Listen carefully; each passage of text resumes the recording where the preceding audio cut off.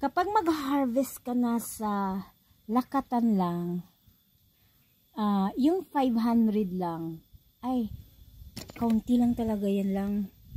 Hindi ka makapag-straight dyan ng every week, no?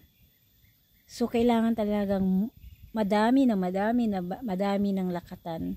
Kaya noon, nung nagtatanim kami dito lang, akala namin yung 500, marami na yun. So, hindi pala lang, no? So, kaya, nung parang nalaman namin na kaunti lang talagang harvest dyan every week, nagtanim kami doon.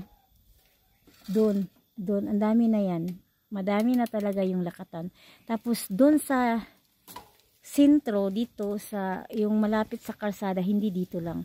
Nasa kabila. Malayo lang. Malayo pa talaga lang.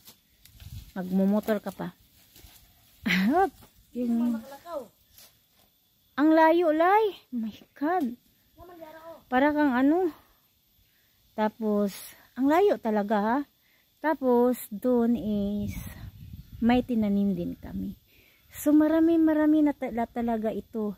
Yung may ito, yung dati, tapos may kasunod dito, tapos may bago dun. So, kung magmamunga na yung kasunod dito, edi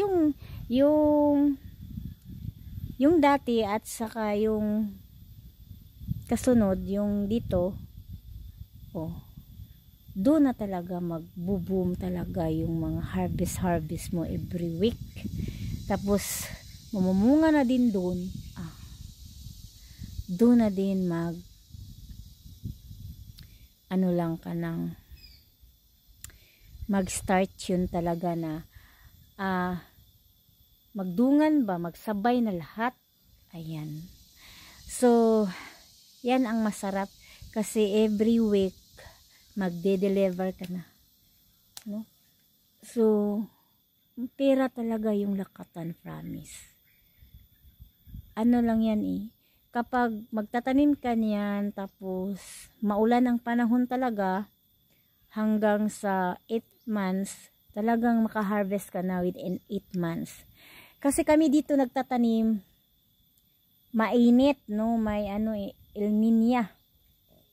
So, hindi kami naniniwala kasi wala talaga kaming alam sa pagtatanim nito. Nagtatanim kami kahit mainit yung panahon. Kaya, naabutan ito ng 1 year. Kasi hindi siya tumubo agad. No? Yung tubo talaga niya matagal. No?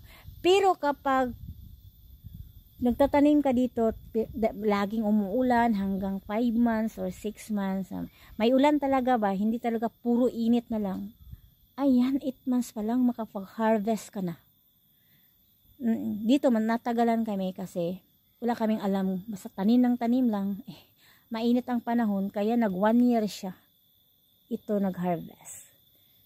So, dapat may alam ka talaga sa pagtatanim para hindi madali lang ba, madaling tumubo at saka yung inaasam-asam mo ng harvest time, madali din, no? Kailangan mo talagang may alam sa pagtatanim mga langga.